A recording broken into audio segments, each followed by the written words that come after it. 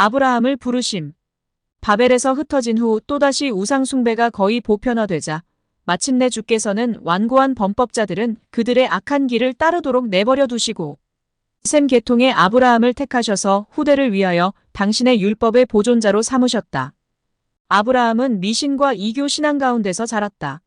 심지어는 하나님에 대한 지식을 보존하여 왔던 그의 아버지의 가족들까지도 그들을 둘러싼 유혹적인 감화에 굴복하여 여호와보다도 다른 신들을 섬겼다. 여호수아 24장 2절 그러나 참 신앙은 중단되지 말아야 하였다.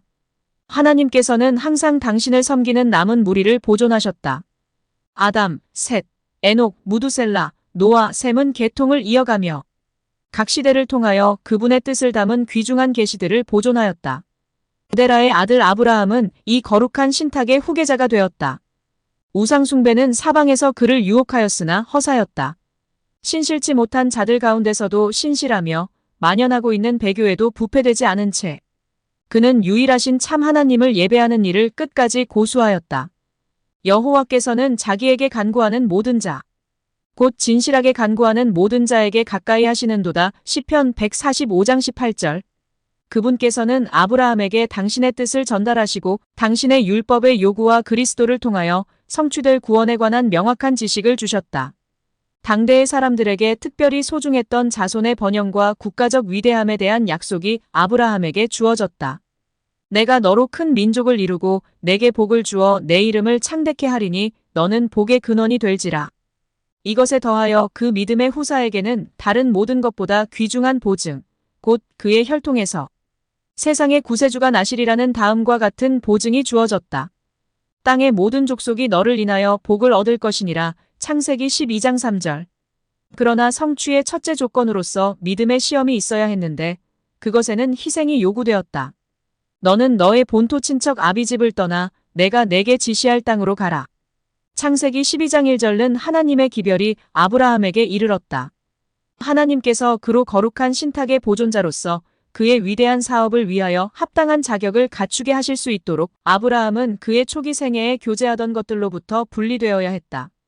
친족과 친구들의 감화는 주께서 당신의 종에게 주고자 의도하신 훈련에 방해가 될 것이었다. 이제 아브라함은 특별한 의미에서 천국과 연결되어 있으므로 그는 낯선 사람들 가운데서 살아야 하였다. 그의 품성은 온 세상 사람들과는 다른 특별한 것이어야 하였다. 그는 자신의 행동 노선을 친구들이 이해할 수 있도록 설명할 수도 없었다. 영적인 사물은 영적으로 분별되므로 아브라함의 동기와 행동은 우상을 섬기는 그의 친족들에게는 이해되지 않았다. 믿음으로 아브라함은 부르심을 받았을 때에 순종하여 장래 기업으로 받을 땅에 나갈새 갈 바를 알지 못하고 나갔으며 히브리서 11장 8절. 아브라함의 의심 없는 순종은 온 성경에서 찾아볼 수 있는 가장 현저한 믿음의 증거들 가운데 하나이다. 그에게 있어서 믿음은 바라는 것들의 실상이요 보지 못하는 것들의 증거였다. 히브리서 11장 1절 그는 하나님의 약속이 실현되는 외부적 증거가 조금도 없는데도 그 약속을 믿고서 집과 친척과 고향을 버리고 갈 바를 알지 못하면서 하나님께서 인도하실 곳으로 따라가고자 나아갔다. 믿음으로 저가 외방에 있는 것 같이 약속하신 땅에 우거하여 동일한 약속을 유업으로 함께 받은 이삭과 야곱으로 더불어 장막에 거하였다. 히브리서 11장 9절. 이와 같이 아브라함에게 임한 시험은 가벼운 것이 아니었고 그에게 요구된 희생도 작은 것이 아니었다. 그를 조국과 친족과 고향에 붙들어매는 강한 줄이 있었다. 그러나 그는 부르심에 순종하기를 주저하지 않았다. 그는 약속의 땅에 관하여 묻지 않았다. 곧 토지가 비옥하고 기후가 건강에 적합한지 그리고 그 지방은 유쾌한 환경을 제공하며 재물을 쌓을 기회를 줄 것인지 묻지 않았다. 하나님께서 말씀하셨으므로 그분의 종은 순종해야 하였다. 그에게 있어서 이 세상에서 가장 행복한 곳은 하나님께서 그로 있기를 원하시는 곳이었다. 많은 사람들이 여전히 아브라함이 시험을 당하였던 것처럼 시험을 당한다. 그들이 하늘로부터 직접 말씀하시는 하나님의 음성을 듣지는 않으나 그분은 당신의 말씀의 교훈과 섭리의 사건들을 통해 그들을 부르신다. 그들은 극기와 고난과 희생의 길인 것처럼만 보이는 길로 들어가기 위하여 부귀와 공명을 보장하는 직업을 버리며 마음에 맞는 유리한 공동생활을 떠나고 친족과 작별하라는 요구를 받을지도 모른다. 하나님께서는 그들이 해야 할 일을 가지고 계신다. 그러나 안일한 생활과 친구들과 친족의 감화는 그 일을 성취하는데 필수적인 바로 그 특성을 개발하는데 방해가 되었다. 하나님께서는 당신 자신을 그들에게 계시하시기 위하여 그들을 인간의 감화와 도움에서 벗어나게 해서 당신의 도움의 필요를 느끼며 당신만을 의지하도록 인도하신다. 마음에 품은 계획과 친밀한 교제를 단념하고 섭리의 부르심에 응할 준비가 된 사람은 누구인가? 새로운 의무들을 받아들이며 시도해 본 적도 없는 분야에 뛰어들어 확고 부동하고 자원하는 마음으로 하나님의 일을 행하며 그리스도를 위하여 자신의 손해를 이익으로 간주할 사람은 누구인가?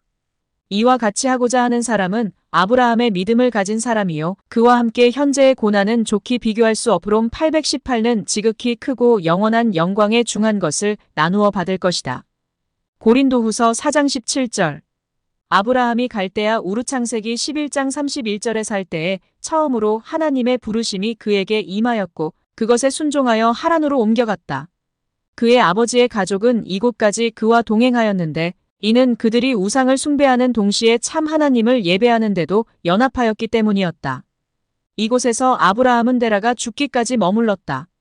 그러나 하나님의 음성은 그에게 그의 아버지의 무덤으로부터 앞으로 나아가라고 명령하였다. 그의 형제 나홀과 그의 가족은 그들의 고향과 우상을 버리지 않았다. 아브라함의 아내 사라 외에 오래전에 죽은 하란의 아들 롯만이 부조의 순례 생활에 동참하기로 선택하였다. 그러나 큰 무리가 메소포타미아를 떠났다. 아브라함은 이미 동방에서는 부로 간주되는 허다한 양떼와 가축대를 소유하고 있었으며 그의 주위에는 수많은 종들과 가신들이 있었다. 그는 다시는 돌아오지 않으려고 조상들의 땅을 떠나고 있었으니 하란에서 모은 모든 소유와 얻은 사람들 창 125을 함께 이끌고 갔다. 이들 가운데 많은 사람들은 사사로운 이익이나 봉사에 대한 보수보다도 더 높은 보수로 말미암아 이끌림을 받았다. 하란에 머무르는 동안 아브라함과 사라는 둘 다 다른 사람들로 참 하나님을 예배하고 봉사하도록 인도하였다. 이들은 부조의 권속의 일원이 되어 약속의 땅으로 그와 같이 갔다. 그들은 가나안 땅으로 가려고 떠나서 마침내 가나안 땅으로 들어갔디 창세기 12장 5절. 저희가 최초로 머무른 곳은 세겜이었다. 아브라함은 이편의 에발산과 저편의 그리심산 사이에 감람숲과 솟는 샘물들이 있는 넓고 풀이 무성한 골짜기에 모래 상수리나무 그늘 아래 장막을 쳤다. 부조가 들어간 곳은 아름답고 비옥한 지역, 곧 골짜기에든지 산지에든지 시내와 분천과 샘이 흐르고 밀과 보리의 소산지요. 포도와 무화과와 석류와 감람들의 나무와 꿀의 소산지였다. 신명기 8장 7절, 8절 그러나 여호와를 예배하는 자에게 있어서 숲이 우거진 산과 풍요한 평원은 음울한 그림자로 덮여 있었다. 그때에 가나안 사람이 그 땅에 거하였더라 창 126. 아브라함은 그의 희망의 목적지에 이르렀으나 그 땅은 이방 족속에게 점령당하였고 우상 숭배가 널리 퍼진 지역임을 알았다. 숲속에는 거짓 신들의 제단이 세워져 있었고 부근의 언덕들에서는 인간이 제물로 바쳐졌다. 하나님의 약속에 매달리기는 하였으나 그가 장막을 친 곳은 불길한 예감이 드는 곳이었다. 그때에 여호와께서 아브람에게 나타나 가라사대 내가 이 땅을 내 자손에게 주리 창 127라고 하셨다. 하나님의 임재가 그와 함께하며 그가 악인의 손에 내맡겨지지 않았다는 이 같은 보증으로 그의 믿음은 더욱 굳게 되었다. 아브라함은 자기에게 나타나신 여호와를 위하여 그곳에 단을 쌓았다. 여전히 나그네인 그는 얼마 후에 베델 근처에 있는 한 곳으로 옮겨 다시 제단을 쌓고 주의 이름을 불렀다. 하나님의 벗 아브라함은 우리에게 훌륭한 모본을 보여주었다. 그의 생애는 기도의 생애였다. 그는 장막을 치는 곳마다 그 근처에 제단을 세우고 장막에 유하던 모든 사람들을 불러 조석으로 희생 제물을 드렸다. 그의 장막이 옮겨갔을 때에도 제단은 남았다. 후년에 유랑하는 가나안 사람들 중에는 아브라함에게서 진리에 대한 교훈을 받은 사람들이 있었다. 이들이 이 제단이 있는 곳에 왔을 때는 언제든지 저들 앞에 지나간 사람이 누구인지 알고 그곳에 장막을 칠 때는 제단을 수리하고 살아계신 하나님을 예배하였다. 아브라함은 남쪽으로 여행을 계속하고 있었는데 그의 믿음은 다시 시험을 당하였다. 하늘은 비를 내리지 않고 시냇물은 골짜기에서 흐르기를 그치고 들의 풀은 시들었다. 양떼들과 가축떼들은 목초를 얻지 못하였고 기근은 온 장막을 위협하였다. 그때 그 부조는 섭리의 인도를 의심하지 않았을까? 그는 갈대아 평야의 풍요를 사모하는 마음으로 돌아보지 않았을까? 그에게 고난에 고난이 연속될 때 아브라함이 어떻게 할 것인지를 모두 열심히 주시하고 있었다. 그의 확신이 요동한 것 같이 보이지 않는 한 그들은 희망이 있다고 생각하였다. 그들은 하나님께서 그의 벗이시며 여전히 그를 인도하시고 계신 것을 확신하였다. 아브라함은 섭리의 인도를 설명할 수 없었으며 장래의 유업을 실감하지 못하였다. 그러나 그는 내게 복을 주어 내 이름을 창대케 하리니 너는 복의 근원이 될지라는 약속을 굳게 붙잡았다. 그는 열심히 기도하며 어떻게 그의 백성과 양떼의 생명을 보존하는지를 생각하였으나 환경이 하나님의 말씀에 대한 그의 믿음을 뒤흔들도록 허용하지 않았다. 그는 기근을 피하여 애굽으로 내려갔다. 그는 가나안을 저버리거나 궁지에 몰린 나머지 그가 떠나온 갈대아 땅으로 되돌아가지 않았다. 갈대아 땅은 양식이 결핍되는 일은 없었지만 그는 될 수 있는 대로 약속의 땅에서 가까운 곳에 임시로 피난하였다가 하나님께서 그를 두셨던 곳으로 곧 돌아가고자 하였다.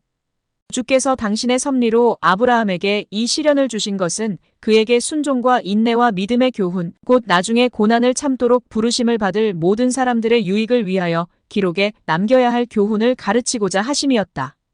하나님께서는 당신의 자녀들을 그들이 알지 못하는 길로 인도하시나 당신을 신뢰하는 자들을 잊어버리거나 내버리시지 않으신다. 그분께서는 욥에게 고통이 이르는 것을 허락하셨으나 그를 버리지 않으셨다. 그분께서는 사랑하는 요한이 외로운 밤모섬으로 귀양가도록 허락하셨으나 하나님의 아들께서는 그곳에서 그를 만나셨다. 그리하여 그의 계시는 불멸의 영광된 장면들로 가득 찼다. 하나님께서 당신의 백성들이 시련을 당하도록 허락하시는 것은 자신들의 성실성과 순종으로 그들 스스로가 영적으로 부유하게 되며 그들의 모본이 다른 사람들에게 힘의 근원이 되도록 하기 위함이다. 나 여호와가 말하노라 너희를 향한 나의 생각은 내가 아나니 재앙이 아니라 곧 평안이램 2911라.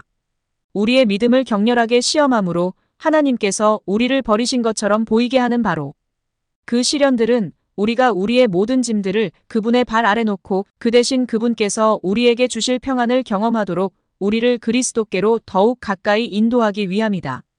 하나님께서는 항상 고난의 풀무를 통해 당신의 백성들을 시험하셨다. 그리스도인 품성의 순금에서 찌꺼기가 제거되는 것은 풀무의 열을 통해서이다. 예수께서는 그 시험을 주목하신다. 그분께서는 그것이 당신의 사랑의 광채를 반사할 수 있도록 그리스도인 품성의 귀금속을 정련하기 위하여 필요되는 것이 무엇인지를 아신다. 하나님께서는 세밀하고 엄격한 시험으로써 당신의 종들을 훈련하신다. 그분께서는 당신의 사업을 발전시키는 데 사용할 수 있는 역량을 가진 어떤 사람들을 보시고 이들을 시련에 처하게 하신다. 그리하여 그분께서는 당신의 섭리 가운데서 그들의 품성을 시험하며 그들 자신들은 알지 못했던 결점과 약점들을 드러내는 위치로 그들을 이끄신다. 그분께서는 이 결점들을 시정하고 당신을 위한 봉사에 그들 자신을 적합한 자가 되게 할 수 있는 기회를 그들에게 주신다. 그분은 그들에게 그들 자신의 연약함을 보이시고 당신을 의지하도록 가르치신다. 왜냐하면 그분만이 그들의 도움과 보호자가 되시기 때문이다. 이리하여 그분의 목적은 달성된다. 그들의 능력이 그들에게 주어진 그 큰 목적을 성취하기 위하여 그들은 교육과 연단과 훈련을 받으며 준비된다. 하나님께서 그들을 불러 활동하게 하실 때 그들은 준비가 되므로 지상에서 성취되어야 할 사업을 행함에 있어서 하나님의 천사들이 그들과 연합할 수 있다. 애굽에 체류하는 동안 아브라함은 인간적인 약점과 불완전함을 벗어나지 못하였음을 증거하였다. 사라가 그의 아내라는 사실을 숨김으로써 그는 하나님의 보호하심에 대한 불신을 드러내고 그의 생애 속에서 그처럼 자주 존귀하게 예증되었던 고상한 신앙과 용기의 결핍을 나타내었다. 사라는 아리따운 여인이었으므로 그는 거무스레한 애굽 사람들이 아름다운 타국인을 탐내어 그를 얻고자 그의 남편을 죽이기를 주저하지 않으리라고 생각하였다. 그는 사라가 자기 어머니의 딸은 아닐지라도 자기 아버지의 딸이었으므로 그를 누이라고 하는 것은 거짓말하는 죄가 아니라고 생각하였다. 그러나 이같이 그들 사이의 진정한 관계를 은폐하는 것은 기만이었다. 엄격한 정직에서 벗어나는 것은 하나님의 승인을 받을 수 없다. 아브라함의 믿음의 부족 때문에 사라는 큰 위험에 처하였다. 사라가 아름답다는 말을 듣고 애굽 왕은 그를 자신의 아내로 삼으려고 궁궐로 데려오게 하였다. 그러나 주께서 왕가에 천벌을 내리심으로 당신의 크신 자비로 사라를 보호하셨다. 이 일을 통해 왕은 일의 진상을 알고 자신에게 행한 기만에 대하여 분노하여 아브라함을 책망하고 그의 아내를 돌려주면서 내가 어찌하여 나를 이렇게 대접하였느냐, 내가 어찌 그를 누이라 하여 나로 그를 취하여 아내를 삼게 하였느냐. 내 아내가 여기 있으니 이제 데려가라고 말하였다. 창세기 12장 18절, 19절. 아브라함은 왕에게 큰 총애를 입었다. 아직도 바로는 그나 그의 일행에게 아무 해도 입히지 말도록 하였을 뿐만 아니라 호위병에게 명하여 그들을 그의 나라 밖으로 안전히 인도하게 하였다. 이때에 애굽 사람들이 다른 나라의 목자들과 먹거나 마시며 친숙하게 교제하는 일을 금하는 법이 제정되었다. 바로가 아브라함을 추방하는 일은 친절하고 관대하였지만 그는 그에게 애굽을 떠나도록 명령하였다. 그는 감히 그를 머물도록 허락할 수 없었기 때문이었다. 그는 알지 못하여 그에게 큰 해를 입히려 하였으나 하나님께서 막으시고 큰 죄를 범하는 데서 왕을 구원하셨다. 바로는 이 타국인을 통해 하늘의 하나님이 영화롭게 하는 사람을 보고 그의 나라 안에 그처럼 분명하게 하나님의 은총을 입은 자가 있는 것을 두려워하였다. 아브라함이 애굽에 머물러 있었더라면 그의 증가되는 재산과 명예는 애굽 사람들의 질투와 탐심을 일으켜 왕이 책임져야 할 어떤 해를 그에게 입힐지 모르며 다시 왕가의 천벌이 이르를지도 모를 일이었다. 바로에게 주어진 경고는 아브라함이 그 후 이방 백성들과 교제할 때에 그에게 보호가 되었다는 것이 밝혀졌다. 그 사건은 비밀로 감추어져 있을 수는 없었고 아브라함이 섬기던 하나님은 당신의 종을 보호하시며 그에게 입힌 어떤 해라도 보복을 당한다는 사실이 알려졌기 때문이었다. 하늘의 왕의 자녀 가운데 한 사람에게라도 나쁜 짓을 하는 것은 위험한 일이다. 시편 기자는 선민에 대하여 하나님께서 그들의 연고로 열왕을 꾸짖어 이르시기를 나의 기름 부은 자를 만지지 말며 나의 선지자를 상하지 말라고 말함으로써 아브라함의 경험을 2장에서 언급한다. 시편 105장 14절, 15절. 애굽에서 당한 아브라함의 경험과 여러 세기 후에 있은 그의 후손들의 경험 사이에는 재미있는 유사점들이 있다. 양편 다 기근 때문에 애굽에 내려갔고 양편 다 그곳에 머물렀다. 하나님께서 그들을 위하여 천벌을 내리심으로 애굽 사람들은 그들을 두려워하였으며 그들은 이방인들의 선물로 부유하게 되어 큰 재물을 가지고 나왔다. 가나안의 아브라함. 아브라함은 육축과 은금이 풍부한 가운데 가나안으로 돌아왔다. 창세기 13장 1절에서 9절. 롯은 아직도 그와 함께 있었고 그들은 다시 베델로 가서 전에 세웠던 제단 곁에 그들의 장막을 쳤다. 그들은 재산이 증가됨에 따라 어려움이 증가되었음을 곧 발견하였다. 고난과 시련 가운데서는 그들이 서로 화합하고 같이 살았으나 번영 가운데서는 그들 사이에 분쟁의 위험이 있었다. 목초가 두 사람의 가축대와 양떼에게 충분하지 못하였으므로 두 사람의 목자들 사이에 자주 분쟁이 일어났으며 그들의 주인들에게 와서 해결책을 구했다. 그들이 헤어져야 함이 분명하였다. 아브라함은 나이로나 친족 간의 촌수로나 재산으로나 지위에서 롯보다 윗사람이었다. 그러나 화목을 유지하기 위한 계획을 그가 먼저 제안하였다. 비록 하나님께서 친히 온 땅을 그에게 주셨음에도 불구하고 그는 공손히 이 권리를 양보하였다. 그는 우리는 한 골육이라 나나 너나 내 목자나 내 목자나 서로 다투게 말자. 내 앞에 온 땅이 있지 아니하냐. 나를 떠나라. 내가 좌하면 나는 우하고 내가 우하면 나는 좌하리라. 창세기 13장 8절에서 10절과 같이 말하였다. 여기에 아브라함의 고상하고 이타적인 정신이 나타나 있다. 그 같은 환경에 처하여 얼마나 많은 사람들이 만난을 무릅쓰고 자신들의 개인적인 권리와 우선권을 고수하고자 하였는가. 그같이 하여 얼마나 많은 가족들이 갈라져 버렸는가. 얼마나 많은 교회들이 분열되어 진리의 사업을 악인들의 웃음거리와 비난거리가 되도록 하였는가. 아브라함은 자연적인 관계로서만이 아니라 참 하나님을 경배하는 자로서 우리는 한 골육이라 나나 너나 서로 다투게 말자고 하였다. 온 세계를 통하여 하나님의 자녀들은 한 가족이므로 사랑과 화해의 동일한 정신이 그들을 지배하여야 한다. 형제를 사랑하여 서로 우애하고 존경하기를 서로 먼저 하는 것이 우리 구주의 가르치심이다. 로마서 12장 10절. 한결같은 예절, 곧 남이 우리에게 해주기를 바라는 대로 남에게 해주고자 하는 자원하는 마음의 개발은 인생의 불행을 절반으로 근절시킬 것이다. 자아 존대의 정신은 사단의 정신이다. 그러나 그리스도의 사랑을 품은 마음은 자기 자신의 이익을 구하지 않는 사랑을 소유할 것이다. 그런 사람들은 각각 자기 일을 돌아볼 뿐더러 또한 각각 다른 사람들의 일을 돌아보라는 하나님의 명령에 귀를 기울일 것이다. 빌립보서 2장 4절. 롯이 번영한 것은 아브라함과 동거하였던 덕택이었으나 그는 자신의 은인에 대하여 감사하는 마음을 나타내지 않았다. 그가 아브라함에게 선택권을 양보하는 것이 예절이었으나 예절은커녕 그는 이기적으로 선택권의 이점을 다 차지하려고 노력하였다. 그가 눈을 들어 요단들을 바라본즉 소알까지 온 땅에 물이 넉넉하니 여호와의 동산 같고 애굽 땅과 같았다. 창세기 13장 10절에서 13절. 온 팔레스틴에서 가장 비옥한 지방은 요단강 유역이었다. 이곳은 보는 자들에게 잃어버린 낙원을 연상시키며 저들이 최근에 떠나온 비옥한 나일강 연안의 아름답고 풍요한 땅과 같았다. 거기에는 또한 부요하고 아름다운 도시들이 있었고 그 혼잡한 시장에서는 이익이 많은 상업이 사람을 끌었다. 세속적 이익에 대한 환상에 현혹되어 롯은 그곳에서 당하게 될 도덕적 영적 불행을 간과하였다. 그 평야의 거민들은 여호와 앞에 큰 죄인이었다. 그러나 그는 이것에 대하여 알지 못하였거나 알았다 할지라도 그것을 대수롭지 않게 생각하였다. 그는 요단온들을 택하고 그 장막을 옮겨 소돔까지 이르렀다. 창세기 13장 10절에서 13절. 그는 이기적 선택의 결과가 얼마나 무서운가를 그렇게도 예측하지 못하였던가. 롯과 작별한 후에 아브라함은 온 땅을 주신다는 약속을 주께로부터 다시 받았다. 이 일 후에 그는 곧 헤브론으로 옮겨 마물의 상수리 숲을 아래 장막을 치고 그 곁에 주님을 위하여 단을 쌓았다. 감람나무 숲과 포도원, 곡식이 물결치는 들판, 그리고 작은 산들을 둘러싼 넓은 방목지가 있는 고원지대에 거주하면서 그는 단순한 족장 생활에 크게 만족했으며 롯이 차지한 소돔 골짜기의 위험스런 사치는 바라지도 않았다. 아브라함은 유력한 군주요 현명하고 유능한 어른으로서 북은 민족들에게 존경을 받았다. 그의 감화는 저절로 이웃 사람들에게 퍼져나갔다. 그의 생활과 품성은 우상 숭배자들과 현저하게 달라 참된 신앙을 위하여 큰 감화를 끼쳤다.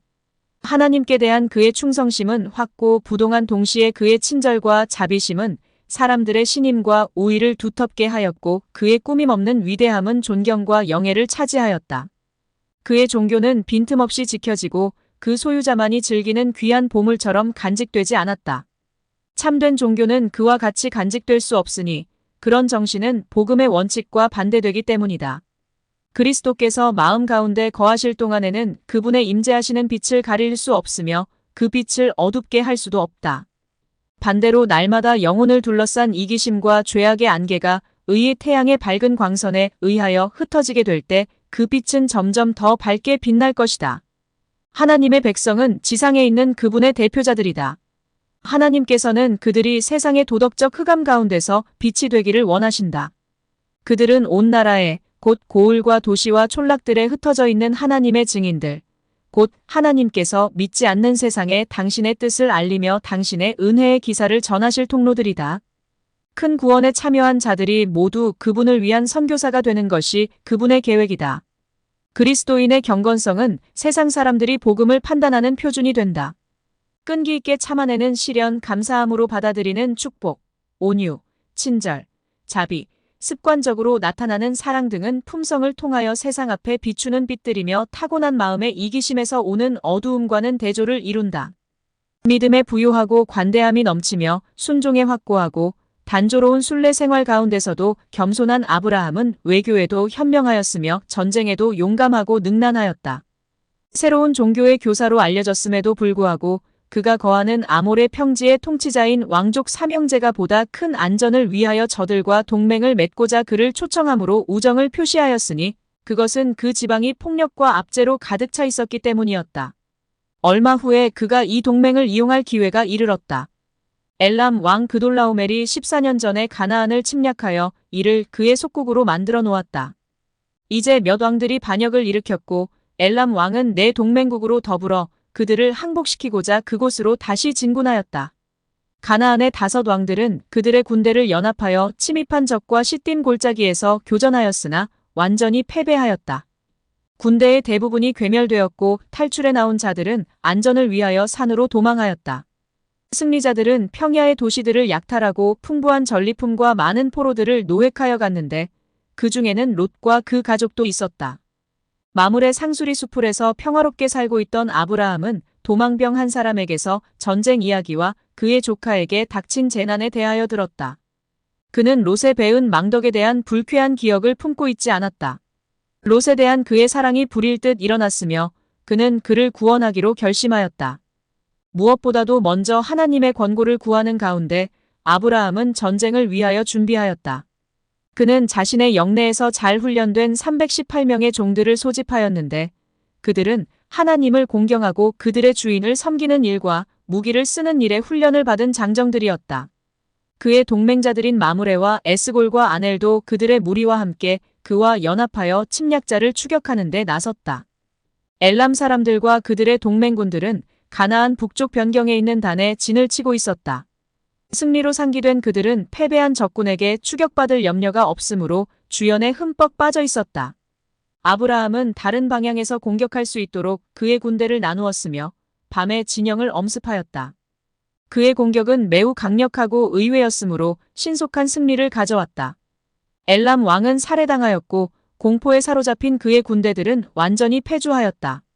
롯과 그의 가족은 모든 포로들과 그들의 재물과 함께 회복되었고 막대한 전리품이 승리자들의 수중에 들어왔다. 하나님의 돌보심 아래 있는 아브라함에게 승리가 돌아간 것은 당연한 일이었다. 여호와를 경배하는 자인 아브라함은 나라를 위하여 위대한 봉사를 했을 뿐 아니라 자기 자신이 용감한 사람임을 증거하였다. 이것으로 의로움은 비겁이 아니며 아브라함의 종교는 의를 지지하고 피압박인을 방어하는데 그를 용감한 사람으로 만들었음이 드러났다. 그의 영웅적 행위는 부근의 부족들 간에 널리 감화를 끼쳤다. 돌아오는 길에 소돔 왕은 그의 수행원들과 함께 승리자를 환영하려고 나왔다. 그는 아브라함에게 전리품은 취하고 포로들은 놓아주기를 간청하였다. 전쟁의 관습대로 전리품은 승리자의 것이었다. 그러나 아브라함은 본래 이득을 목적으로 이 원정을 시도하지 않았기 때문에 불행한 자로부터 이익을 취하고자 하지 않았으며 다만 그의 동맹자들이 받아야 할 몫을 주도록 요구할 뿐이었다. 이와 같은 시험을 당했을 때 아브라함처럼 자기 자신을 고상하게 나타낼 사람은 드물 것이다. 그처럼 막대한 전리품을 얻을 유혹을 물리칠 사람은 드물 것이다. 그의 모보는 이기주의적이고 돈을 탐하는 정신에 대한 견책이다. 아브라함은 정의와 인간성의 요구를 중시하였다. 그의 행동은 이웃 사랑하기를 내 몸같이 하라 레위기 19장 18절은 영감으로 기록된 금언을 실증한다. 그는 말하기를 천지의 주제시오 지극히 높으신 하나님 여호와께 내가 손을 들어 맹세하노니 내 말이 내가 아브람으로 치북해 하였다 할까 하여 내게 속한 것은 물론 한실이나 신들매라도 내가 취하지 아니하리라고 하였다. 창세기 14장 22절에서 23절 그는 자신이 이익을 얻기 위하여 전쟁에 가담하였다고 생각하게 하거나 그의 번영이 그들의 선물이나 호의에 의한 것이라고 오해할 기회를 주고자 하지 않았다. 하나님께서 아브라함에게 복 주시기를 약속하셨다. 그분께 영광이 돌려져야 하였다. 승리를 얻은 부조를 환영하러 나온 다른 사람은 살렘 왕 멜기세덱이었는데 그는 아브라함의 군사의 기운을 회복시켜주고자 떡과 포도주를 가지고 나왔다. 지극히 높으신 하나님의 제사장으로서 그는 아브라함에게 축복을 선언하고 당신의 종을 통하여 그렇게 큰 구원을 이루신 주께 감사를 드렸다. 그리고 아브라함은 그 얻은 것에서 10분 1을 멜기세덱에게 주었다.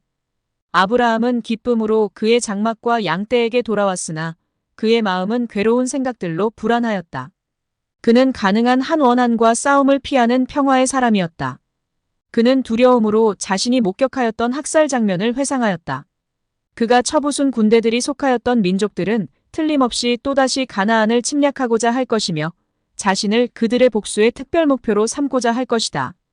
그와 같이 민족 간의 전쟁에 휩쓸림으로 그의 평온한 생활은 깨어질 것이다. 더욱이 그는 가나안 점령을 시작하지도 않았으며 지금은 그 예언의 약속이 성취될 후사를 바랄 수도 없었다. 밤 이상 가운데 하나님의 음성이 다시 들렸다. 만왕의 왕의 말씀이 아브라함아 두려워 말라. 나는 너의 방패요 너의 지극히 큰 상급인이라고 하셨다. 그러나 그의 마음은 이제는 전처럼 의심할 수 없는 확신으로 약속을 붙잡을 수 없다는 불길한 예감에 압도되었다. 그는 그것이 성취되리라는 어떤 구체적인 증거를 위하여 기도하였다. 아들의 선물이 보류되고서야 어떻게 언약의 약속이 실현될 리가 있겠는가. 그가 말하기를 무엇을 내게 주시려나이까 나는 무자하오니 내 집에서 길리운 자가 나의 후사가 될 것이니이다고 하였다. 창세기 15장 1절에서 5절 그는 그가 신임하는 종 엘리에셀을 양자로 삼아 그의 소유를 상속시키자고 제의하였다. 그러나 그는 자기 자신의 아들이 그의 후사가 되리라는 보증을 받았다. 그때 그는 장막 밖으로 인도되어 하늘에서 반짝이는 무수한 별들을 쳐다보라는 지시를 받았다. 그가 이렇게 하였을 때에 내 자손이 이와 같으리라는 말씀이 들렸다. 아브라함이 하나님을 믿음에 이것이 저에게 의로 여기신 바 되었느니라. 로마서 4장 3절. 아직도 부조는 자신의 믿음을 확증해주며 그들에 대한 하나님의 은혜로운 목적이 성취되리라는 사실을 후세대들에게 증거해줄 눈에 보이는 어떤 표징을 간구하였다. 주께서는 자신을 낮추시어 당신의 종과 언약을 맺기로 하시고 엄숙한 계약의 비준을 위하여 사람들 사이에서 일반적으로 행하여지던 형식을 채택하셨다. 하나님의 지시대로 아브라함은 각각 3년 된 암소와 암염소와 숫양을 희생으로 드리고 그것들을 쪼개어 그 조각들을 조금씩 떼어 놓았다. 이것에 더하여 산비둘기 하나와 집비둘기 새끼 하나를 드렸는데 그것들은 쪼개지 아니하였다. 이 일을 한 후에 그는 영구적 순종을 하나님께 엄숙히 맹세하면서 그 제물 사이를 경건하게 지나갔다. 조심스럽고 끈기 있게 그는 해가 질 때까지 짐승들의 주검 곁에 머물러서 맹금들이 그것을 더럽히거나 뜯어먹지 못하게 하였다. 해질 무렵에 그는 깊은 잠에 떨어졌다. 그리고 캄캄함이 임함으로 심히 두려워하였다. 창세기 15장 7절에서 18절. 그 후에 하나님의 음성이 들렸는데 약속의 땅을 즉시 점령하리라고는 기대하지 말라고 명하시며 가나안에 정착하기 전에 그의 후손들이 당할 고통을 지적해 보이셨다. 위대한 희생 제물이신 그리스도의 죽으심과 그분께서 영광 가운데 오시는 모습을 통해 여기서 구속의 경륜이 그에게 제시되었다. 또 아브라함은 이 땅이 약속의 최종적이요 완전한 성취로 그에게 영원한 유업으로 주어지기 위하여 에덴의 아름다움으로 회복되는 것을 보았다. 사람들과 더불어 세우신 하나님의 이 같은 언약의 보증으로서 하나님의 임재를 상징하는 연기나는 풀무와 타는 횃불이 쪼개진 희생 제물 사이로 지나가며 그것을 모두 태웠다. 그리고 다시 하나님의 음성이 아브라함에게 들리며 애굽강에서부터 큰 강 유브라데까지 가나안 땅을 그의 후손들에게 주실 것을 확증하셨다. 아브라함이 가나안에 유한 지 거의 25년 되었을 때에 주께서 그에게 나타나셔서 나는 전능한 하나님이라 너는 내 앞에서 행하여 완전하라고 말씀하셨다. 창세기 17장 1절에서 16절 부조는 두려워 엎드렸으며 기별은 계속되었다. 내가 너와 내 언약을 세우니 너는 열국의 아비가 될지라. 이 언약이 성취될 증거로 이제까지 아브람이라고 불리던 그의 이름은 열국의 아비라는 의미를 가진 아브라함으로 고쳐졌다. 사레의 이름은 여주라는 뜻의 사라라고 고쳤는데 그것은 하나님께서 그로 열국의 어미가 되게 하리니 민족의 열왕이 그에게서 나리라고 말씀하셨기 때문이다. 이때에 아브라함에게 할례 의식이 주어졌는데 그것은 무할례시의 믿음으로 된 의를 인친 걸롬 410일이었다. 아브라함과 그의 후손들은 하나님을 봉사하는 일에 헌신함으로 우상 숭배자들과는 분리되었으며 하나님께서 그들을 당신의 특별한 보배로 받으신다는 표로서 그것을 준수하도록 되어 있었다. 이 의식을 행함으로 그들은 그들 편에서 아브라함과 세우신 언약의 조건들을 성취할 것을 서약하였다. 그들은 이방인과 통혼하지 말 것이었다. 왜냐하면 그렇게 함으로써 그들은 하나님과 그분의 거룩한 율법에 대한 존경심을 잃어버리게 되고 다른 나라들의 죄된 행습에 가담할 유혹을 받게 되며 우상 숭배에 빠지게 될 것이기 때문이었다. 하나님께서 아브라함에게 큰 명예를 주셨다. 하늘의 천사들은 친구가 친구에게 하듯이 그와 동행하며 담화하였다. 소돔의 심판이 내리려고 할 때에 그 사실은 그에게 숨겨지지 않았고 그는 죄인들을 위하여 하나님께 중재하는 자가 되었다. 그와 천사들과의 회견은 또한 환대에 대한 아름다운 모본을 제시한다. 무더운 여름 한낮에 부조는 조용한 풍경을 바라보면서 장막문에 앉아 있었다. 그때 그는 멀리서 새 행인들이 가까이 오는 것을 보았다. 그의 장막에 이르기 전에 행인들은 잠시 멈추어 그들이 갈 길을 의논하는 것 같이 보였다. 그들이 호의를 구하기까지 기다리지 않고 아브라함은 급히 일어났다. 그리고 그들이 명백히 다른 방향으로 돌아가려고 할 때 그는 빨리 그들을 따라가서 최고의 예의를 갖추어 자신의 장막에 머물러 쉬어가기를 권하였다. 그는 그들이 여행으로 발에 묻은 먼지를 씻을 물을 손수 떠왔다. 그는 몸소 그들의 음식물을 선택하여 그들이 서늘한 그늘 아래서 휴식하는 동안 연회를 준비하였고 그들이 대접을 받는 동안 그들 곁에 정중히 서 있었다. 하나님께서는 이 정중한 행동을 당신의 말씀 가운데 기록할 만큼 중요하게 여기셨으며 1000년 후에 영감받은 사도는 그것에 대하여 다음과 같이 언급하였다. 손님 대접하기를 잊지 말라. 이로써 부지 중에 천사들을 대접한 이들이 있었느니라. 132. 아브라함은 그의 손님들에게서 피곤한 새 행인들만 보았으나 그 가운데는 그가 경배해야 할 죄 없는 한 분이 계셨다는 사실을 거의 생각하지 못하였다. 그러나 이제 하늘에서 온 사자들의 참 성격이 드러났다. 그들은 비록 진노의 사자들로서 가는 도중이었으나 믿음의 사람 아브라함에게는 먼저 축복을 말하였다. 비록 하나님께서는 죄악을 저지하고 죄과를 벌하기에 엄격하지만 보복을 기뻐하지 아니하신다.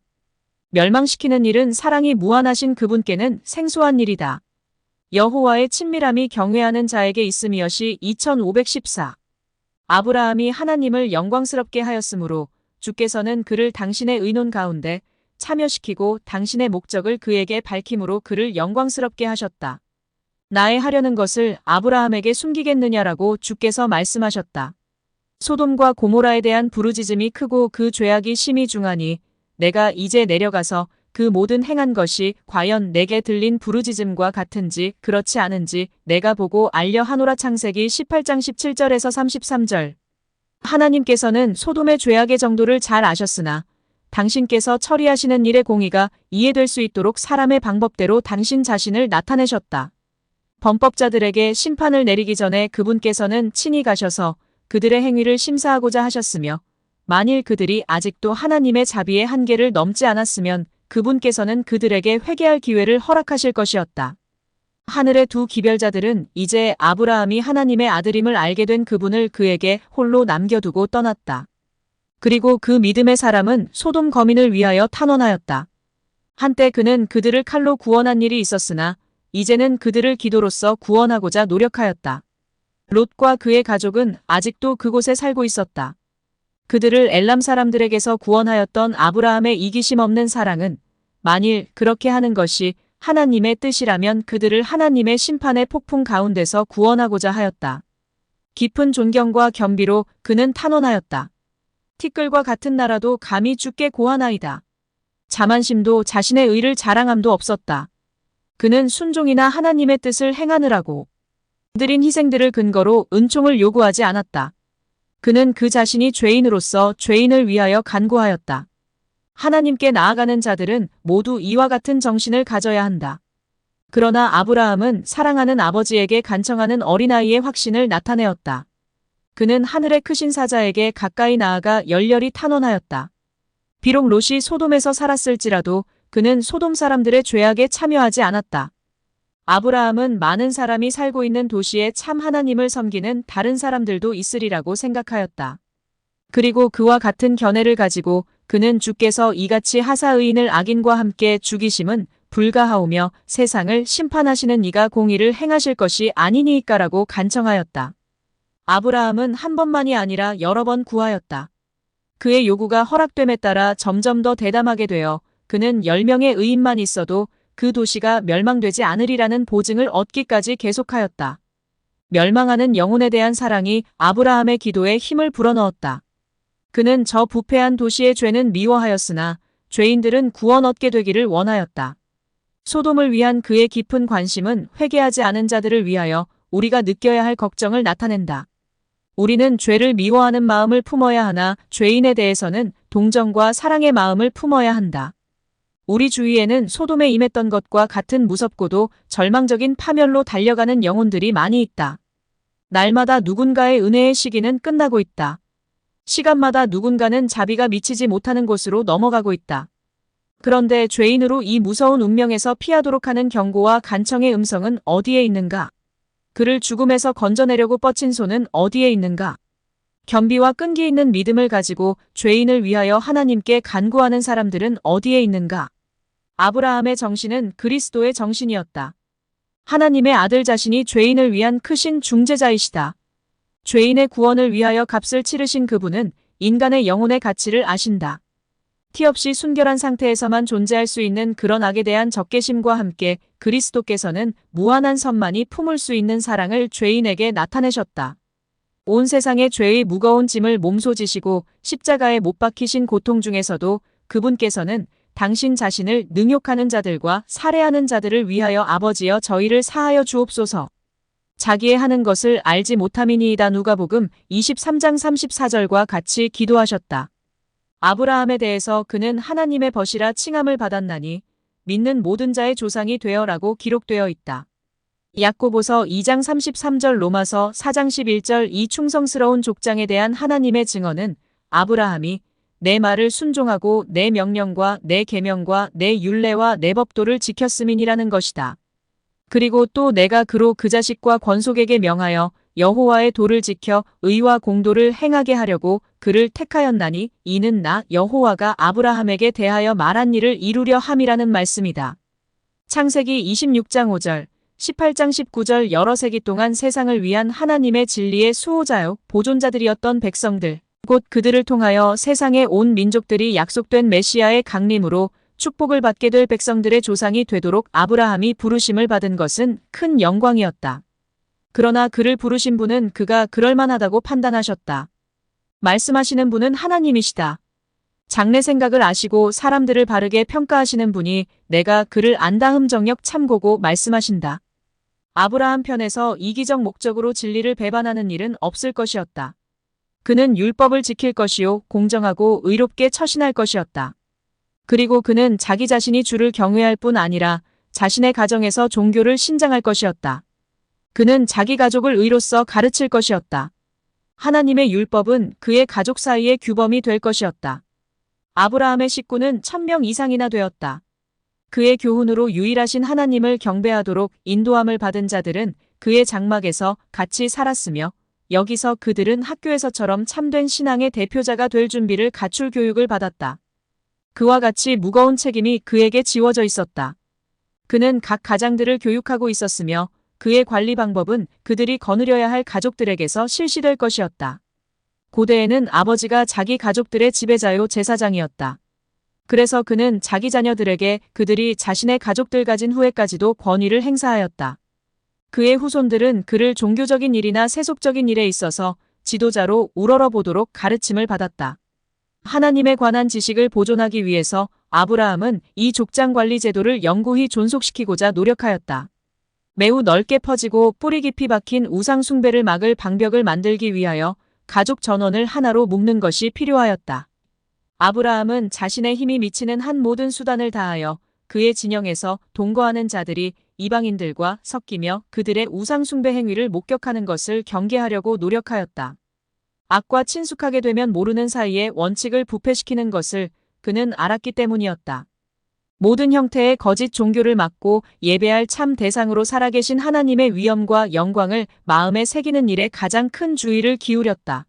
하나님의 백성들이 가능한 한 이방인과의 교제를 끊고 홀로 거하며 열방 중에 끼어들지 않도록 한 것은 하나님 자신이 마련하신 현명한 배려였다. 그의 가족들이 메소포타미아에 있었더라면 그들을 둘러쌌을 매혹적 감화에서 떠나도록 그들을 훈련시키며 교육시키도록 하기 위하여, 그리고 참된 신앙이 대대로 그의 후손들을 통해 순전하게 보존되도록 하기 위하여 그분께서는 우상을 숭배하는 친족으로부터 아브라함을 분리시키셨다.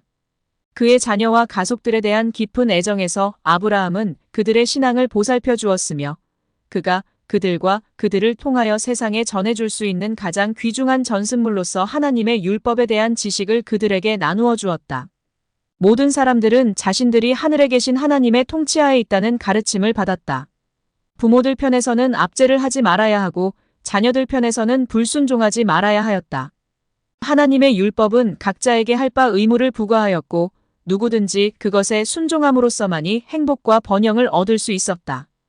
그 자신의 모본, 곧 일상생활의 묵묵한 감화는 끊임없는 교훈이었다. 그의 변함없는 성실, 곧 왕들의 칭찬을 받았던 덕행과 이기심 없는 예절은 가정에서도 나타났다. 생활 주변에는 향기가 있었다. 곧 품성의 고결함과 사랑스러움이 있었다.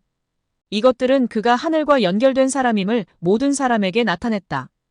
그는 가장 비천한 종의 영혼도 무시하지 않았다. 그의 가정에는 주인을 위한 법과 종을 위한 다른 법이 존재하지 않았으며 부자를 위한 훌륭한 길과 가난한 자를 위한 다른 길이 놓여 있지 않았다. 모든 사람들은 그와 함께 생명의 은혜의 후사로서 공의와 긍휼로 대접받았다.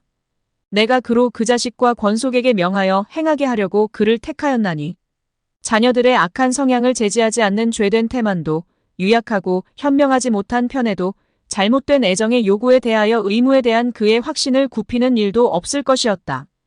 아브라함은 바른 교훈을 줄 뿐 아니라 공정하고 의로운 율법의 권위를 유지할 것이었다. 우리 시대에 이 같은 모본을 따르는 사람들은 얼마나 적은가. 너무도 많은 부모들이 사랑이라는 잘못된 미명하에 맹목적이고 이기적인 감상주의에 빠져 있다. 그리하여 자녀들은 미숙한 판단과 제어되지 않은 정욕을 가진 채 그들 자신의 뜻대로 행하도록 방임된다. 이것은 청년들에 대하여 정말로 잔인한 짓이요 세상에 대하여 큰 과오를 범하는 것이다. 부모의 방임이 가정과 사회에 있는 무질서의 원인을 이룬다. 이것이 청년들의 마음속에 하나님의 요구에 순종하는 대신에 자신의 성향에 따르고자 하는 욕망을 굳게 한다. 그리하여 그들은 하나님의 뜻을 행하기 싫어하는 마음을 가지고 성장하여 그들의 불경하고 불순종하는 정신을 자녀들과 자녀들의 자녀들에게 전한다. 아브라함처럼 부모들은 가족에게 저들을 따르도록 명령해야 한다. 하나님의 권위에 순종하는 첫 단계로서 부모의 권위에 순종할 것을 가르치고 실행하게 하라. 심지어는 종교 지도자들까지도 하나님의 율법을 과소평가함으로 큰 악이 생겨났다. 세상에 널리 퍼진 하나님의 율법은 더 이상 사람들에게 구속력이 없다는 가르침은 백성들의 품행의 우상 숭배와 같은 결과를 끼친다. 하나님의 거룩한 율법의 요구를 저하시키려고 하는 자들은 가정과 국가를 지배하는 기초를 직접적으로 무너뜨리고 있다. 신앙을 가진 부모들이 하나님의 법도대로 행치 아니하며 그들의 가족들에게도 주의 길을 따르도록 요구하지 않는다. 하나님의 율법이 생활의 법칙이 되고 있지 않다. 그리하여 자녀들은 그들 자신의 가정을 이룰 때 그들이 결코 배운 일이 없는 것을 그들의 자녀들에게 가르칠 의무를 느끼지 않는다. 이것이 바로 세상에 믿음이 없는 가정이 그렇게도 많은 이유요. 부패와 타락이 그처럼 깊고 넓게 퍼져 있는 이유이다. 부모들 자신이 완전한 마음으로 주의 율법 안에서 행하기 전에는 그들의 자녀들에게 자신들을 따르라고 요구할 준비가 갖추어지지 않을 것이다. 이 점에 있어서 개혁이 필요한데 그것은 깊고 넓은 개혁이 될 것이다. 부모들도 개혁을 필요로 하며 목사들도 개혁을 필요로 한다. 그들은 그들의 가정 내에 하나님을 모실 필요가 있다. 만일 상황이 달라지기를 기대할 것 같으면 그들은 하나님의 말씀을 그들의 가족들에게 소개하며 그것을 그들의 상담력으로 삼아야 한다. 그들은 그들의 자녀들에게 이것은 그들에게 말씀하신 하나님의 음성이므로 절대적으로 순종해야 한다는 것을 가르쳐야 한다. 그들은 참을성 있게 자녀들을 교육해야 하며 하나님을 기쁘시게 하는 삶을 사는 방법을 친절하고 끈기 있게 그들에게 가르쳐야 한다. 그런 가정의 자녀들은 불신의 궤변에 대처할 준비가 갖추어질 것이다. 그들은 성경을 그들의 신앙의 기초로 받아들일 것이며 밀려오는 무신론의 물결에도 휩쓸릴 수 없는 기초를 소유하게 될 것이다. 너무나 많은 가정에서 기도가 등한시된다. 부모들은 조석으로 예배드릴 시간이 없다고 느낀다. 그들은 그분의 풍성한 자비, 곧 식물이 무성하게 자라도록 하는 복된 햇빛과 소나기, 그리고 거룩한 천사들의 보호에 대하여 하나님께 감사할 적은 시간도 할애할 수 없다. 그들은 하나님의 도우심과 인도하심을 위하여 그리고 가정에 예수께서 임재하시도록 기도할 시간이 없다. 그들은 하나님이나 하늘에 대한 생각은 조금도 없이 소나 말이 일하러 나가듯이 일터로 나아간다. 그들은 소망 없이 멸망을 당하도록 내버려 두기에는 너무도 귀한 영혼들이다. 곧 그들을 속량하기 위하여 하나님의 아들께서 당신의 생명을 주셨다. 그러나 그들은 그분의 크신 선하심에 대하여 멸망할 짐승만큼도 감사할 줄을 모른다. 하나님을 사랑한다고 공언하는 사람들은 옛날의 부조들처럼 장막을 치는 곳마다 주께 제단을 쌓아야 한다. 각 가정마다 기도하는 집이 되어야 할 때가 있었다면 그때는 바로 지금이다. 아버지와 어머니는 자신들과 자녀들을 위하여 탄원하는 겸손한 마음으로 자주 그들의 마음을 하나님께 바쳐야 한다. 아내와 자녀들이 기도와 찬송으로서 연합하는 동시에 아버지는 가족의 제사장으로서 하나님의 제단의 조석으로 희생을 드리도록 하라. 예수께서는 이런 가정에 머무르기를 좋아하실 것이다. 모든 그리스도인 가정으로부터 거룩한 빛이 비쳐나와야 한다. 사랑이 행동에 나타나야 한다. 그것은 사려 깊은 친절과 너그럽고 이기심 없는 예절 가운데 나타남으로 가정의 모든 상호 관계 가운데서 흘러나와야 한다. 이 원칙이 실천되는 가정들, 곧 하나님을 예배하며 가장 참된 사랑이 다스리는 가정들이 있다. 이런 가정들에서는 조석 기도가 아름다운 향연처럼 하나님께 올라가고 그분의 긍휼과 축복이 아침 이슬처럼 간구자들에게 내려온다. 질서정연한 그리스도인 가정은 그리스도인 신앙의 실제에 대한 강력한 논증, 곧 불신자가 논박할 수 없는 논증이다. 모든 사람들은 자녀들을 감화시키는 감화력이 그 가정에 역사하고 있으며 아브라함의 하나님이 그들과 함께 계심을 보게 될 것이다. 그리스도인이라고 공언하는 사람들의 가정들이 올바른 종교적 특성을 지닌다면 그들은 선을 위하여 유력한 감화를 끼칠 것이다. 그들은 참으로 세상의 빛이 될 것이다. 하늘에 계신 하나님께서는 충성스러운 모든 부모에게 아브라함에게 하신 대로 말씀하신다. 내가 그로 그 자식과 권속에게 명하여 여호와의 도를 지켜 의와 공도를 행하게 하려고 그를 택하였나니 이는 나 여호와가 아브라함에게 대하여 말한 일을 이루려 함이니라. 믿음의 시험. 아브라함은 아들을 주시리라는 약속을 의심 없이 받아들였으나 하나님께서 그 정하신 시간과 방법대로 당신의 말씀을 성취시키시도록 기다리지 않았다. 하나님의 능력에 대한 그의 믿음을 시험하기 위하여 지체되는 일을 허락하셨으나 그는 그 시험을 견디는 데 실패하였다. 사라는 자신이 나이 많아 자녀를 갖는 것은 불가능하다고 생각하여 하나님의 목적이 성취될지도 모를 방법으로서 자신의 여종들 가운데 한 사람을 아브라함이 취하여 첩으로 맞이해야 한다고 제의하였다. 일부 다처는 아주 널리 퍼져 있었기 때문에 그것을 죄라고 생각하지 않게 되어버렸으나 그것은 하나님의 율법을 위반하는 일이었으며 가족 관계의 신성성과 평화에 치명적이었다. 아브라함과 하갈과의 결혼은 그의 가정뿐 아니라 후대에까지 나쁜 결과를 빚어내었다. 하갈은 아브라함의 아내라는 새로운 지위를 얻은 영광에 우쭐하게 되고 그의 후손으로 이루어질 큰 민족의 어미가 되리라는 것을 믿고 교만해져서 자신의 여주인을 멸시하였다. 서로의 질투는 한때 행복했던 가정의 평화를 어지럽혔다. 양쪽의 불평을 듣게 된 아브라함은 조화를 회복하려고 노력하였으나 헛수고였다. 하갈과 결혼한 것은 사라의 열렬한 간청에 의한 것이었으나 사라는 이제 잘못한 사람은 아브라함인 것처럼 그를 나무랐다. 사라는 그의 경쟁자를 쫓아내기를 바랐으나 아브라함은 이 일을 허락하기를 거절하였다. 왜냐하면 하갈은 그가 열망한 대로 약속의 아들인 자신의 아들의 어미가 되어야 하였기 때문이었다. 그러나 그 여자는 사라의 종이었으므로 아브라함은 그 여자를 사라의 수하에 두었다. 하갈의 거만한 정신은 자신의 무례한 태도가 초래한 호된 비난을 참으려고 하지 않았다. 사라가 하갈을 학대하였더니 하갈이 사라의 앞에서 도망하였더라. 창세기 16장 6절에서 13절 참고. 하갈이 광야로 가서 친구 없이 외롭게 한 샘물 곁에서 쉴 때에 주의 천사가 인간의 모습으로 그에게 나타났다. 그는 그 여자의 지위와 의무를 상기시켜주기 위하여 사라의 여종 하갈이라고 말하면서 그 여자에게 내 여주인에게로 돌아가서 그 수하에 복종하라고 명령하였다. 그러나 책망에는 위로의 말이 섞여 있었다. 여호와께서 내 고통을 들으셨음이니라. 내가 내 자손으로 크게 번성하여 그 수가 많아 셀 수 없게 하리라.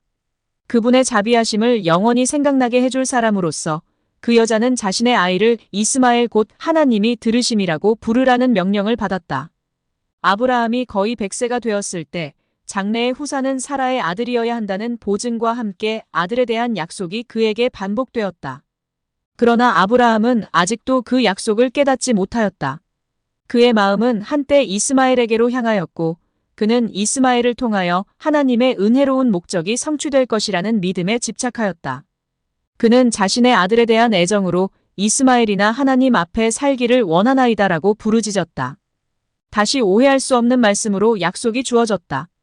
내 아내 사라가 정녕 내게 아들을 낳으리니 너는 그 이름을 이삭이라 하라. 내가 그와 내 언약을 세우리라. 그러나 하나님께서는 그 아버지의 기도에 무심하지 아니하셨다. 그분은 이스마엘에게 이르러는 내가 내 말을 들었나니 내가 그에게 복을 주어 내가 그로 큰 나라가 되게 하리라고 말씀하셨다. 거의 평생을 두고 기다린 후에 얻은 그들의 가장 귀중한 소망의 성취인 이삭의 출생은 아브라함과 사라의 장막을 기쁨으로 채웠다. 그러나 이 사건이 하갈에게는 그가 열망했던 야망의 좌절이었다. 이제 청년이 된 이스마엘은 진중에 있던 모든 사람들에게 아브라함의 재산의 상속인이요 그의 후손들에게 약속된 축복의 후사로 생각되어 왔다. 이제 그는 돌연 밀려나게 되었다. 그리하여 실망한 가운데 모자는 사라의 아들을 미워하였다. 일반 사람들의 기쁨은 그들의 질투심을 증가시켜 마침내 이스마엘은 하나님의 약속의 후사에 대하여 공공연한 조롱을 서슴지 않았다.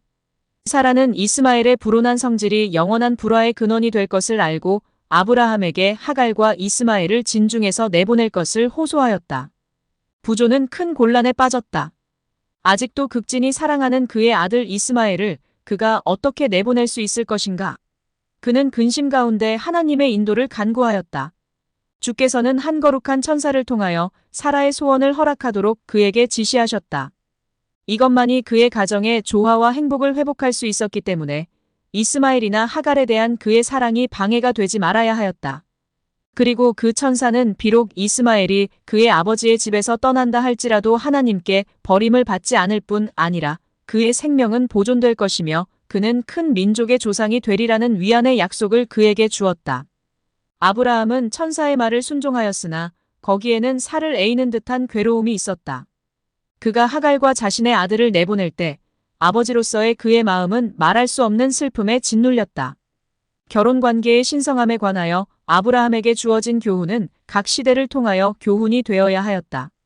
그것은 결혼관계의 권리와 행복은 비록 큰 희생을 치르더라도 신중하게 보호되어야 한다고 선언한다.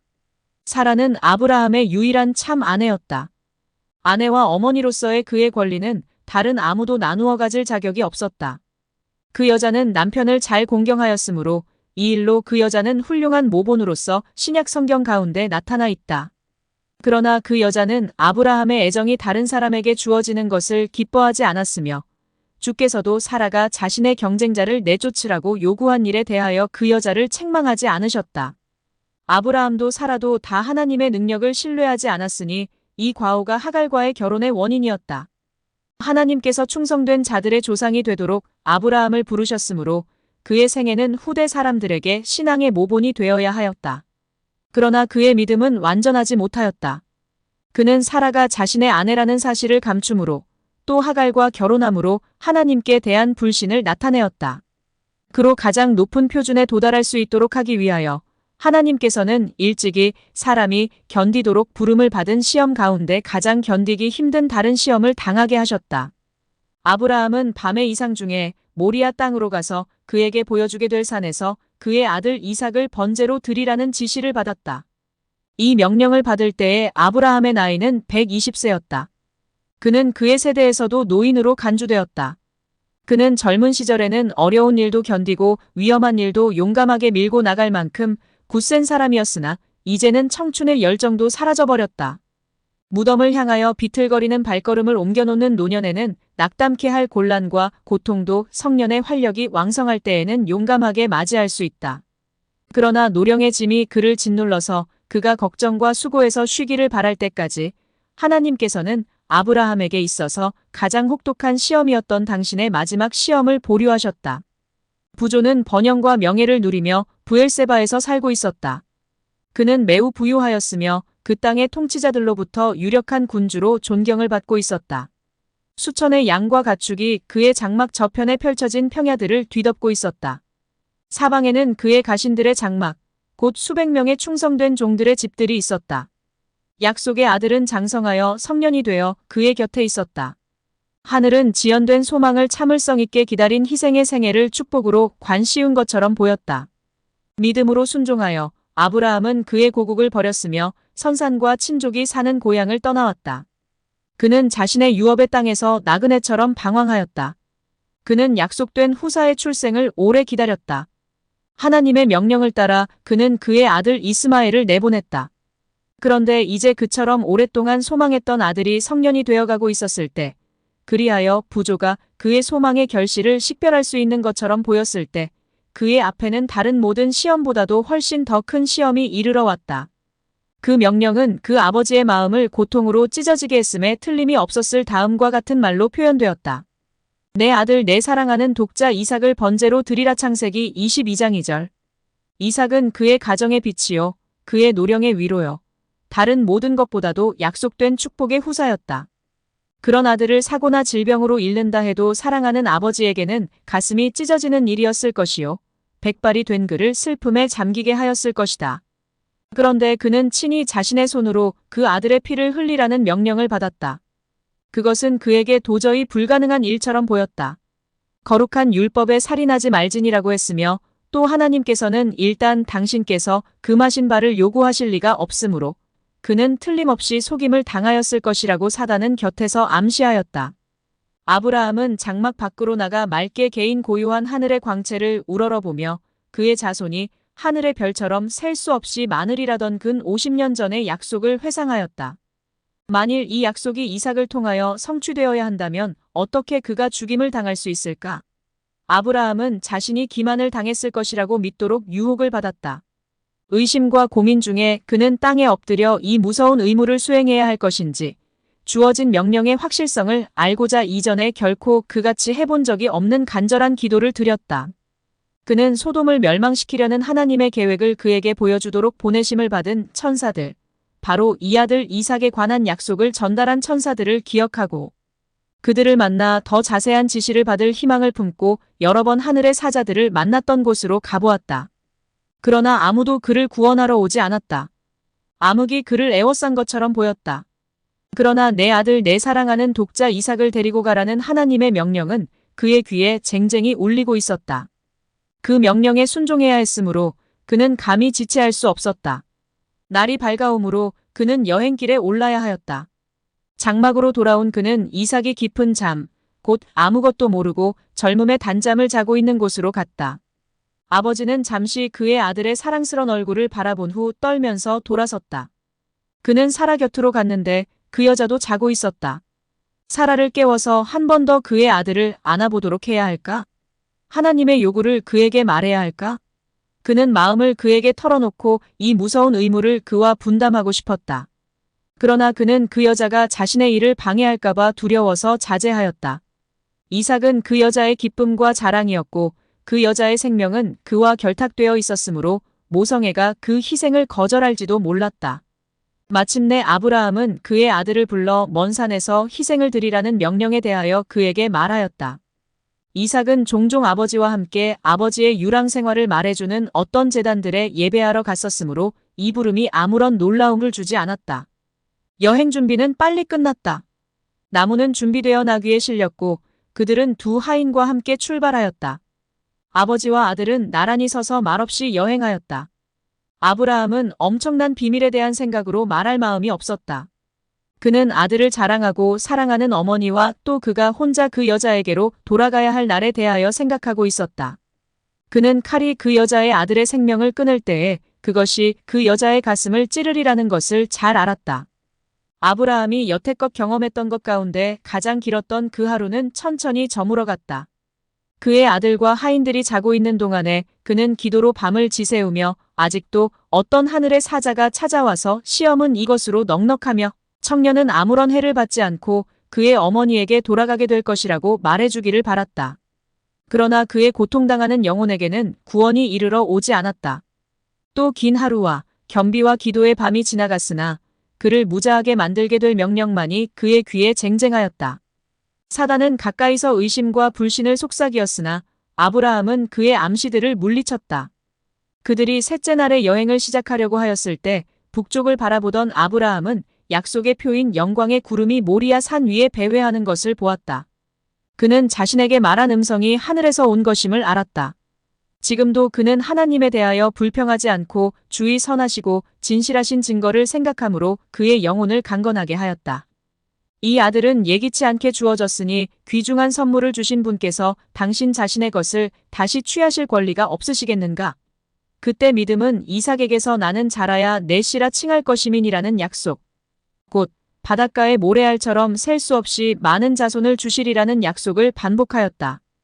이삭은 기적의 아들이었으니 그에게 생명을 준 능력이 그것을 다시 회복할 수 없겠는가? 보이는 것 저편을 바라보며 아브라함은 하나님의 말씀을 붙잡고 하나님이 능히 죽은 자 가운데서 다시 살리실 줄로 생각히 부리서 11장 19절 하였다. 그러나 하나님밖에 아무도 그의 아들을 죽음에 내어주는 아버지의 희생이 얼마나 컸는지 이해할 수 없었다. 아브라함은 하나님 외에는 아무도 그 고별의 장면을 목격하기를 원치 않았다. 그는 내가 아이와 함께 저기 가서 경배하고 너희에게로 돌아오리라 창세기 22장 5절에서 8절 참고고 말하여 하인들을 뒤에 머물러 있게 하였다. 나무는 제물이 될 이삭에게 지우고 아버지는 칼과 불을 가지고 그들은 함께 산꼭대기를 향하여 올라갔다. 이삭은 우리와 양떼가 없는데 어디서 제물을 구할 것인지 내심 이상하게 생각하였다. 마침내 그는 내 아버지여 불과 나무는 있거니와 번제할 어린 양은 어디 있나이까라고 말하였다. 오, 이 얼마나 무서운 시험이었는가. 내 아버지여란 사랑스러운 말이 얼마나 아브라함의 마음을 찔렀던가. 그러나 아직은 아니었다. 그는 지금은 그에게 말할 수 없었다. 그는 아들아 번제할 어린 양은 하나님이 자기를 위하여 친히 준비하시리라고 말하였다. 지정된 장소에 이르러 그들은 제단을 쌓고 그 위에 나무를 올려놓았다. 그 후에 아브라함은 떨리는 음성으로 하나님의 기별을 아들에게 알렸다. 이삭은 그의 운명을 알고 두려워하고 놀랐으나 아무 저항을 하지 않았다. 이삭은 그렇게 하기로 선택했더라면 자신의 운명을 피할 수 있었을 것이며 그 격렬했던 3일간의 투쟁에 지쳐서 비탄에 빠진 노인은 혈기 왕성한 청년의 뜻을 꺾을 수는 없었을 것이다. 그러나 이삭은 유년 시절부터 즉시 신뢰하고 순종하도록 훈련되어 있어서 하나님의 목적이 자신에게 알려졌을 때 그는 자원해서 순종하였다. 그는 아브라함의 믿음을 나누어 가진 사람이었으므로 자신의 생명을 하나님께 제물로 드리도록 부르심을 받은 것을 영광으로 생각하였다. 그는 아버지의 슬픔을 덜어드리려고 애쓰며 그의 활기 없는 손을 북돋아 자신을 제단에 붙들어매는 줄을 매게 했다. 그리고 이제는 마지막 사랑의 이야기를 나누며 마지막 눈물을 흘리고 마지막 포옹을 한다. 아버지는 그의 아들을 죽이려고 칼을 든다. 이때 갑자기 그의 팔이 정지된다. 하나님의 천사가 하늘에서 그를 부른다. 아브라함아, 아브라함아. 그는 내가 여기 있나이다라고 재빨리 대답한다. 또다시 음성이 들린다.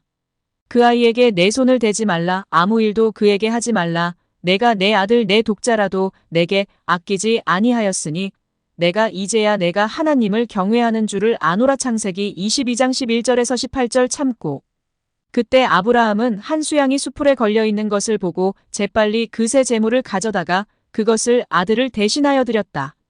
기쁨과 감사함으로 아브라함은 그 거룩한 곳에 여호와 이레 곧 여호와의 산에서 준비되리라는 새 이름을 붙여주었다.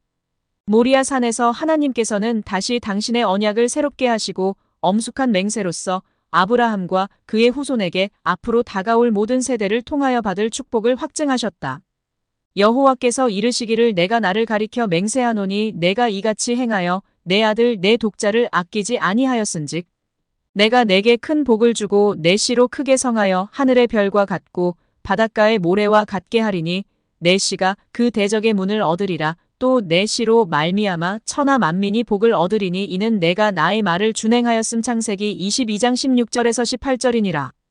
아브라함의 위대한 믿음의 행위는 불기둥처럼 서서 모든 후대의 하나님의 종들의 진로를 비추고 있다. 아브라함은 하나님의 뜻을 실행하기를 기피하려고 하지 않았다. 만일 그가 의심하려고 하였더라면 3일간의 여행 중에 이유를 따지고 하나님을 의심할 수 있는 충분한 시간이 있었다.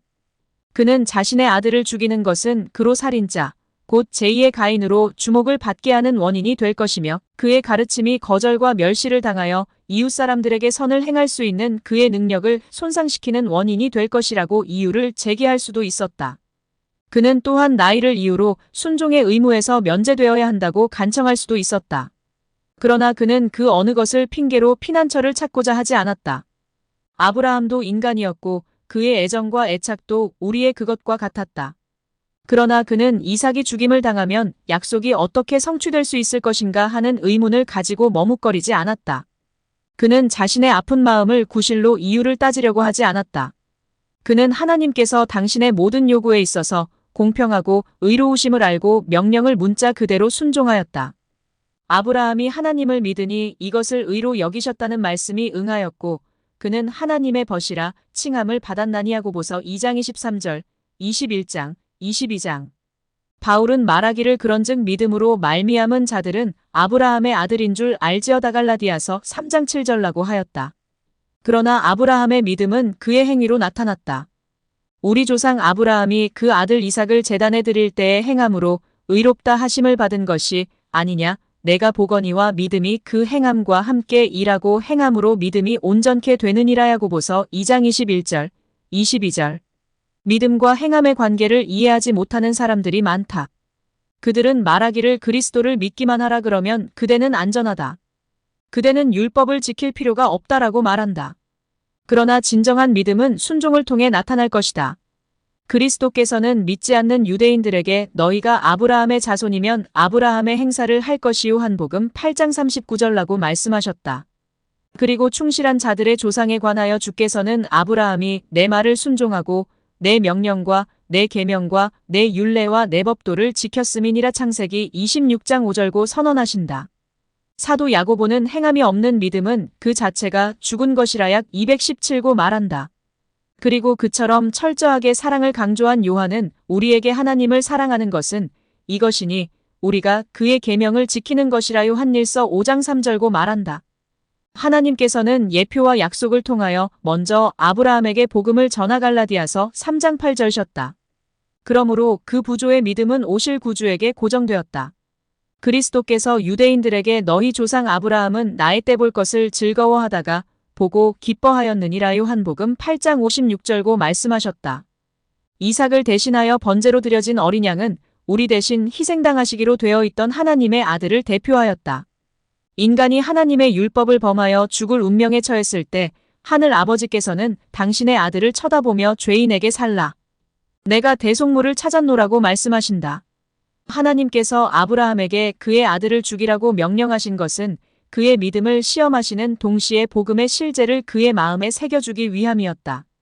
그 무서운 시련의 어두운 날 동안 그가 참은 고통은 그가 자신의 경험을 통하여 무한하신 하나님께서 사람을 구속하기 위하여 치르신 희생의 위대함을 깨닫게 하려고 허락되었다. 아무 다른 시험도 그의 아들을 제물로 드리는 것과 같은 영혼의 고통을 아브라함에게 일으킬 수는 없었을 것이다. 하나님께서는 당신의 아들을 고통과 수치스러운 죽음을 당하도록 내주셨다. 하나님의 아들의 치욕과 영혼의 고뇌를 목격한 천사들은 이삭의 경우처럼 중재하도록 허락되지 않았다. 족하다라고 부르짖는 어떤 음성도 없었다. 타락한 인류를 구원하려고 영광의 왕께서 당신의 생명을 포기하셨다. 하나님의 무한하신 동정과 사랑에 대하여 이보다 더 강력한 증거가 주어질 수 있겠는가? 자기 아들을 아끼지 아니하시고 우리 모든 사람을 위하여 내어주신 이가 어찌 그 아들과 함께 모든 것을 우리에게 은사로 주지 아니하시겠느뇨. 로마서 8장 32절. 아브라함에게 요구된 희생은 그 자신의 유익이나 후대의 이익만을 위한 것이 아니라 하늘과 다른 세계들의 무죄한 지적 존재들을 교훈하기 위한 것이었다. 그리스도와 사단 사이의 싸움터, 곧 구속의 경륜이 실현되는 장소는 우주의 교과서이다. 아브라함이 하나님의 약속에 대한 믿음의 부족을 나타냈기 때문에 사단은 하나님과 천사들 앞에 그가 언약의 조건을 따르지 못하였다고 비난하고 그래서 하나님의 축복을 받을 자격이 없다고 그를 고소하였다. 하나님께서는 온 하늘 앞에서 당신의 종의 충성심을 증명하여 완전한 순종만이 받으시는 바 된다는 것을 나타내며 구속의 경륜을 그들 앞에 더욱 완전하게 밝히고자 하셨다. 하늘의 존재들은 아브라함의 믿음과 이삭의 순종이 시험당하던 광경을 목격하였다. 그 시험은 아담에게 주어진 것보다 훨씬 더 혹독하였다. 우리의 첫 조상에게 주어진 금령을 순응하는 데는 고통이 따르지 않았으나 아브라함에게 하신 명령에는 가장 고통스러운 희생이 요구되었다. 온 하늘은 아브라함의 확고 부동한 순종을 경의와 감탄 가운데 바라보았다. 온 하늘은 그의 충성됨을 칭찬하였다. 사단의 고소가 거짓됨이 드러났다. 하나님께서는 당신의 종에게 내가 내 아들 내 독자라도 내게 아끼지 아니하였으니 내가 이제야 사단의 비난에도 불구하고 내가 하나님을 경외하는 줄을 아노라고 선언하셨다. 다른 세계의 지성들 앞에서 맹세로서 아브라함에게 확증된 하나님의 언약은 순종은 보상을 받게 되리라는 사실을 증명하였다. 천사들까지라도 구속에 오며 곧 하나님의 아들이신 하늘의 사령관께서 범죄한 사람을 위하여 죽으셔야 한다는 사실을 이해하기란 어려운 일이었다. 아브라함에게 그의 아들을 제물로 드리라는 명령이 내렸을 때 온 하늘 존재들의 관심이 집중되었다. 그들은 열렬한 관심을 가지고 이 명령이 성취되는 매 단계를 주시하였다. 번제할 어린 양은 어디 있나이까라는 이삭의 물음에 아브라함이 하나님이 자기를 위하여 친히 준비하시리라고 대답하였을 때 아버지가 그의 아들을 막 죽이려는 찰나 그의 손이 멈추어지고 하나님께서 준비하신 어린 양이 이삭 대신에 드려졌을 때 바로 그때 구속의 신비 위에 빛이 비쳤으며 천사들도 사람의 구원을 위하여 하나님께서 마련하신 놀라운 준비를 보다 분명하게 이해하였다. 베드로전서 1장 12절 참고